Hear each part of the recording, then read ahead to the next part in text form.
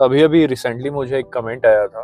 मेरे एक सब्सक्राइबर ने मुझे कमेंट करके ये बोला कि मैं इस गाड़ी के इंजन के ऊपर यानी कि टर्बो इंजन के ऊपर, क्योंकि काइलैक में आप लोग को TSI 1 litre turbo charge engine मिलती है, एक कंप्लीट वीडियो बनाऊं और ये बताऊं कि अगर आप एक टर्बो इंजन यूज़ कर रहे हैं तो उसे कैसे यूज़ करना चाहिए और क्या क्या सावधानियां बरतनी चाहिए। उनका ये कमेंट मुझे बहुत अच्छा लगा, क्योंकि उनका कहना यह है कि बहुत सारे ऐसे बायर हैं जो first time turbo charge engine लेते हैं, फर्स्ट टाइम काइलैक लेते हैं, और या तो फिर वो नेचुरली एस्पेक्ट इंजन से शिफ्ट करते हैं। तो टर्बो का उन्हें जो है आइडिया नहीं होता कि इस इंजन को कैसे चलाना चाहिए, इस इंजन की कैसी केयर करनी चाहिए। तो उनका कहना ये था कि मैं डिटेल एक वीडियो बनाऊं जिसमें मैं सारे पॉइंट को हाईलाइट करूं कि इस इंजन को कैसे मेंटेन करना चाहिए और कैसे चलाना चाहिए। तो आज की इस वीडियो में मैं आप लोग को यही सारी चीज़ें पॉइंट वाइज बताऊंगा कि एक टर्बो इंजन को आप कैसे यूज़ कर सकते हैं। पॉइंट नंबर 1 है कोल्ड स्टार्ट। किसी भी कार को, खासकर टर्बो इंजन को, कोल्ड स्टार्ट करना बहुत जरूरी है। कोल्ड स्टार्ट करना बहुत लोग अवॉइड करते हैं, कोल्ड स्टार्ट नहीं करते। हमेशा गाड़ी को अगर आप लंबे टाइम के लिए छोड़े हैं, चाहे वो हफ्ता हो, 1.5 हफ्ता हो, महीना हो, या फिर अगर आप आज यूज कर रहे हैं और कल सुबह आपको कार यूज करनी है, तो जो पहला स्टार्ट होता है उसे कोल्ड स्टार्ट कहा जाता है। कोल्ड स्टार्ट का मतलब ये होता है कि इंजन जो है लंबे टाइम तक बंद रहने के कारण ठंडी होती है, तो जब आप उसे फर्स्ट स्टार्ट करेंगे तो वो कोल्ड स्टार्ट में मतलब काउंट किया जाता है। तो कोल्ड स्टार्ट करना क्यों जरूरी है, कितने टाइम तक के लिए करना चाहिए? तो आइडली कंपनियां बोलती हैं कि आप 30 से 60 सेकंड के लिए कोल्ड स्टार्ट जरूर कीजिए गाड़ी का, लेकिन मैं बोलूंगा कि आप 1 से 1.5 मिनट या ज़्यादा से ज़्यादा 2 मिनट आप अपनी गाड़ी को आइडल पे रखिए, कोल्ड स्टार्ट पे रखिए। उससे बेनिफिट ये होगा कि गाड़ी जब लंबे टाइम तक बंद रहती है तो जो इंजन का जितना भी ऑयल है ना, वो ऑयल चैम्बर में आके इकट्ठा हो जाता है, नीचे आके बैठ जाता है। जब आप अपनी कार को फर्स्ट टाइम स्टार्ट करेंगे और आइडल पे रखेंगे तो आप देखना हमेशा RPM थोड़ा सा हाई होता है। क्यों? ताकि वो इंजन को एक नॉर्मल टेम्परेचर में सेटल कर सके, ताकि वो रनिंग कंडीशन में आ सके। तो उस समय क्या होता है, जो भी ऑयल चैम्बर में इकट्ठा हुआ रहता है वो धीरे धीरे करके वो आपके इंजन के हर कोने तक पहुंचेगा, और इंजन के अंदर जितने भी पार्ट्स लगे हुए हैं वो सब अच्छे से ल्यूव हो जाते हैं। उनके अच्छे से ल्यूव होने से बेनिफिट ये मिलता है कि जब आप कार चलाएंगे तो वियर एंड टियर कम होगा, अंदर जो है घर्षण कम होगी, उन पार्ट्स में रबिंग कम होगा। तो उससे जो आपके पार्ट्स का लाइफ है वो हमेशा अच्छा रहेगा, लंबा रहेगा, और आपका इंजन जो है लॉन्ग टाइम तक हेल्दी रहेगा। तो किसी भी टर्बोचार्ज इंजन को या किसी भी NA इंजन को कोल्ड स्टार्ट करना बहुत जरूरी है, और खासकर टर्बो इंजन को, क्योंकि जो टर्बो इंजन होते हैं वो काफी पावरफुल होते हैं, हाई रेविंग होते हैं। तो एक बार इंजन अगर अच्छे से पूरा ल्यूव हो जाए तो आपकी गाड़ी का परफॉर्मेंस भी आपको अच्छा मिलेगा, माइलेज भी अच्छा मिलेगा, और जैसा कि मैंने कहा आपकी जो इंजन की हेल्थ है वो भी लॉन्ग टर्म तक बहुत अच्छी रहेगी। तो इसलिए कोल्ड स्टार्ट हमेशा करना चाहिए। ठंड के दिन में आप 2 से 2.5 मिनट कर सकते हैं, नॉर्मल टाइम में जैसे समर का टाइम है तो वो 1 से 1.5 मिनट में भी हो जाता है। तो हमेशा आप इस चीज का ध्यान रखिए कि गाड़ी चलाने से पहले आपको हमेशा कोल्ड स्टार्ट करना चाहिए। सेकंड जो पॉइंट है वो आती है इंजन टेम्परेचर। इंजन टेम्परेचर का मतलब ये है कि जब आप कोल्ड स्टार्ट करेंगे अपने कार को तो जो इंजन है वो धीरे धीरे गर्म होगी। ऐसा तो है ही नहीं कि जैसे ही आप कोल्ड स्टार्ट करेंगे आपका इंजन बहुत ज़्यादा एकदम से गर्म हो जाएगा और एकदम से तैयार हो जाएगा कि आप इसे हाई RPM में पुश कर सकते हैं। तो मेरा कहना यही है कि इंजन टेम्परेचर को मैच करने के लिए जब गाड़ी आप कोल्ड स्टार्ट करते हैं उसके बाद जब आप इसे ड्राइव पे लेके जाएंगे तो शुरू के जो 5 से 10 मिनट है उसमें आपको बहुत नॉर्मल तरीके से कार को चलानी है। बहुत ज़्यादा हाई RPM में आपको कार को लेके नहीं जाना है या बहुत ज़्यादा हार्ड पुश नहीं करना है। आप नॉर्मली आराम से चलाइए कार, धीरे धीरे कार जब 10 मिनट 15 मिनट में अच्छे से इसका जो इंजन है वो अच्छे से गर्म हो जाएगा, ये ऑपरेशन वाले टेम्परेचर में आ जाएगा, मतलब इंजन ऑपरेशन टेम्परेचर जिसे बोलते हैं, वहाँ पे एक बार इसकी इंजन आ जाएगी, अच्छे से ये गर्म हो जाएगा। उसके बाद आपको कोई दिक्कत नहीं है, उसके बाद आप जितना भगाना है अपनी कार को भगा सकते हैं। लेकिन शुरू के 5 से 10 मिनट आपको एक नॉर्मल RPM में और नॉर्मल स्पीड में इस कार को चलानी चाहिए या किसी भी टर्बो इंजन को चलानी चाहिए। थर्ड पॉइंट है turbo RPM range. Turbo RPM range क्या होता है मैं आपको अच्छे से समझाता हूँ। किसी भी टर्बो कार में जो टर्बो है वो एक RPM के बाद ही किक इन करती है, एक RPM के बाद ही वो स्टार्ट होती है। तो जैसे अपने पास है स्कोडा काइलैक, इसमें हम लोग को मिलता है 1 लीटर TSI इंजन, और इसका जो टर्बो है वो किक इन करता है 1800 से 1900 RPM पर। तो जैसे ही आप अपने कार को 1800 से 1900 RPM पर लेके जाएंगे, इसका जो टर्बो है वो किक इन करेगा, और उसके बाद जो रियल परफॉर्मेंस है वो आपको मिलेगी। दिक्कत यहाँ पे क्या होती है मैं बता रहा हूँ, जो लोग नॉन टर्बो से आए हैं, NA इंजन से आए हैं, या जिनकी पहली कार ही टर्बो है, उनको ये नॉलेज नहीं होता। वो किसी भी RPM में, किसी भी गियर रेशियो में, अब मैं आपको एक एग्जांपल देता हूँ कि अगर एक नया बंदा है वो 5वें गियर में इस कार को लगा देगा, 5th गियर में, और उसके बाद आरपीएम रखेगा 1100 से 1200 और उसके बाद वो पुश करने की कोशिश करेगा गाड़ी को, तो उससे क्या होगा, इंजन में स्ट्रेस बढ़ेगी, जो आरपीएम है वो सही नहीं रहेगी, तो टर्बो जो है किक इन नहीं होगा और आपकी जो गाड़ी का इंजन है वो जबरदस्ती लोड में रहेगा और उससे वियर एंड टियर होने के चांसेस बहुत ज्यादा बढ़ जाएंगे और गाड़ी के इंजन की हेल्थ भी जल्दी खराब होगी। तो एक टर्बो इंजन को चलाने का सही तरीका ये होता है कि आप उसको राइट आरपीएम में रखें।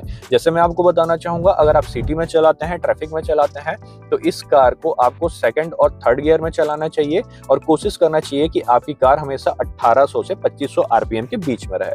अगर आप इसे हाईवे में लेके जाते हैं तब तो कोई दिक्कत नहीं है, आप टॉप गियर लगाइए और उसके बाद 2000 से 3500 आरपीएम यानी कि 2000 आरपीएम से आप 4000 आरपीएम तक भी इसे ले जा सकते हैं, लेकिन मैं आपको बोलूंगा कि 3500 आरपीएम मोर देन सफिशिएंट है।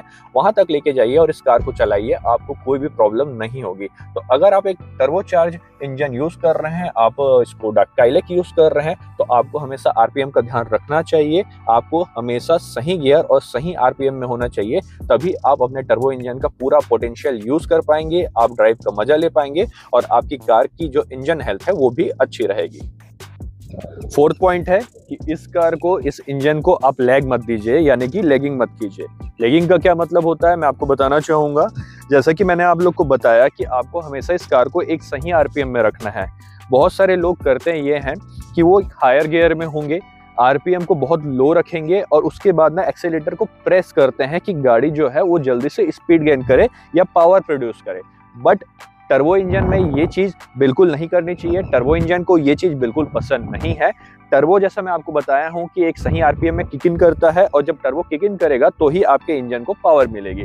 तो वहां पे आपको हमेशा ये करना चाहिए कि एक सही आरपीएम में होना चाहिए। जैसा कि मैंने आप लोग को डिटेल में बताया, फिर से मैं आप लोग को एग्जांपल देके बताता हूं कि अगर आप 6वें गियर में हैं, आपका आरपीएम मान लो 1200 पे है और आप उसे बहुत ज्यादा पुश करेंगे, तो जो आपका इंजन है वो बहुत ज्यादा स्ट्रेस में आएगा और बहुत ज्यादा वो स्ट्रगल करेगा पावर जनरेट करने में। तो आपको क्या करना है कि अगर आपको कभी ऐसा लगता है कि आरपीएम बहुत नीचे हो गई है और जो गियर है वो बहुत ज्यादा हाई लगा हुआ है, 5वां लगा हुआ है, 6वां लगा हुआ है, तो आपको गियर डाउन करना है, एक राइट आरपीएम में आना है, एक सही तरीके से अपने गियर को शिफ्ट करना है।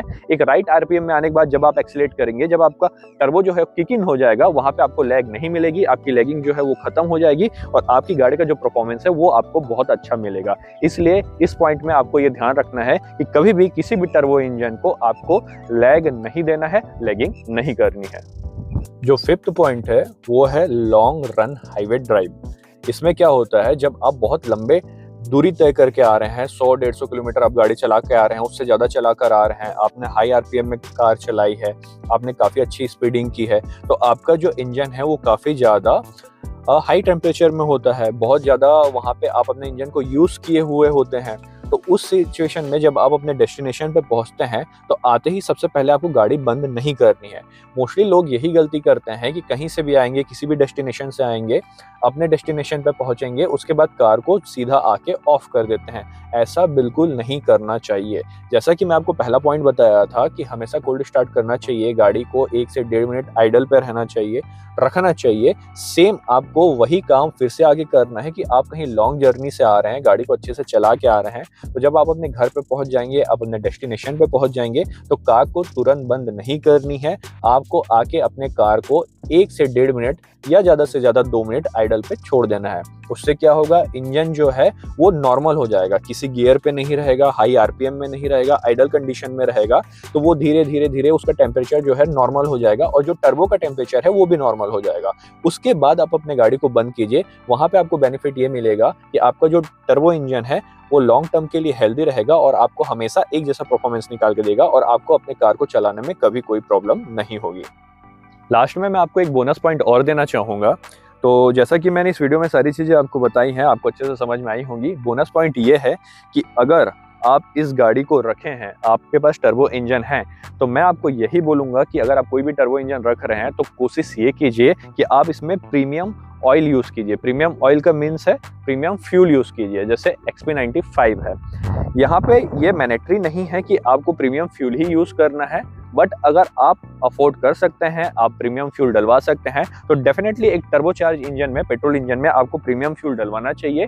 उससे बेनिफिट आपको ये मिलेगा कि जब आप अपने गाड़ी को लॉन्ग टर्म में चलाएंगे तो हाई ऑक्टेन होने के कारण जो आपकी गाड़ी की जो परफॉर्मेंस है वो आपको कहीं ना कहीं बेटर मिलेगी, माइलेज जो है वो बेटर मिलेगा, जो पिकअप है वो भी बेटर मिलेगा। और ये मैं अपने पर्सनल एक्सपीरियंस से बता रहा हूँ, क्योंकि इस कार को मैंने जब से लिया है और लगभग मैं 1100 किलोमीटर में से चला चुका हूं, और मैं इसे फर्स्ट डे से ही XP95 के साथ यूज कर रहा हूं, प्रीमियम पेट्रोल के साथ यूज कर रहा हूं। और हाँ, मुझे इसमें अंतर पता चल रहा है। यहाँ पे जो पिकअप है वो काफी स्मूथ है, पिकअप जो है वो ज्यादा अच्छी है, और कहीं ना कहीं हाई ऑक्टेन फ्यूल यूज करने के कारण मुझे लॉन्ग टर्म में बेनिफिट मिलेगा। मेरा जो इंजन है वो कहीं ना कहीं ज्यादा हेल्दी रहेगा। फिर भी मैं आपको एक बार बताना चाहूंगा, क्योंकि बहुत सारे कमेंट आ रहे हैं मुझे और ये पूछा जा रहा है कि अगर क्या स्कोडा की वो कार लेते हैं, खासकर अगर काइलैक लेते हैं, कुशैक लेते हैं, स्लाविया लेते हैं, तो उनको XP95 डलवाना जरूरी है। ऐसा नहीं है, कंपनी यहाँ पे आप नॉर्मल फ्यूल डलवा सकते हो, ऐसा कहती है, कोई प्रॉब्लम नहीं है। ये E20 को सपोर्ट करता है, नॉर्मल पेट्रोल को सपोर्ट करता है, लेकिन अगर आप अफोर्ड कर सकते हैं, आपके आसपास मिल रहा है, तो आपको इसमें जो पेट्रोल है वो प्रीमियम डलवाना चाहिए। और एक चीज और है, टाइम टू टाइम अगर आप इसका सर्विस करवाते हैं, जो इंजन ऑयल रिकमेंडेड है वो इंजन ऑयल इसमें यूज करते हैं, तो लॉन्ग टर्म में आपको इस कार में कोई भी प्रॉब्लम नहीं होगी। ये सालों साल बहुत अच्छे से आपके साथ चलती रहेगी, पावर निकाल कर देती रहेगी। बस आपको सही तरीके से टर्बो इंजन को मेंटेन करना आना चाहिए। तो आज की इस वीडियो में मुझे यही सारी चीजें आप लोगों के साथ शेयर करनी थी। मुझे बहुत अच्छा लगा कि मेरे सब्सक्राइबर ने मुझे ये रिकमेंड किया कि मैं एक ऐसा वीडियो बनाऊं, ताकि बाकी लोगों को भी पता चले जो first time turbo engine by कर रहे हैं या किसी NA इंजन से शिफ्ट किए हैं। तो मैं उनको थैंक यू बोलना चाहूंगा। और इस वीडियो के माध्यम से मैं आप लोगों को सब बता चुका हूं कि क्या क्या आपको कैसा कैसा करना चाहिए टर्बो इंजन के साथ। आई होप आप लोग को ये वीडियो पसंद आया होगा। अगर ये वीडियो पसंद आया तो इसे लाइक कर दीजिए, शेयर कर दीजिए। कोई क्वेश्चन हो इस गाड़ी से रिलेटेड आप मुझे पूछ सकते हैं, मैं रिप्लाई जरूर करूंगा। हम मिलते हैं नेक्स्ट वीडियो में, तब तक के लिए बाय बाय, टेक केयर।